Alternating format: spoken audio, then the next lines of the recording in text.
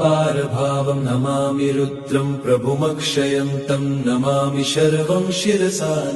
नमामि देवं परमव्ययम् उमापतिलोकगुरुं नमामि नमामि दारिद्र्यविदारणं नमामि रोगापहरणं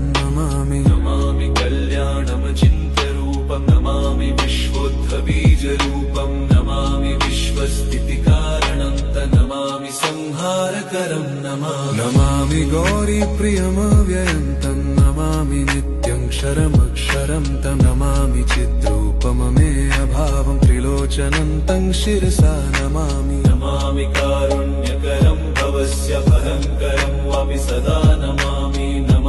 दातारं नमामि सोमेशमुमेशमादमामि वेदत्रयलोचनं तं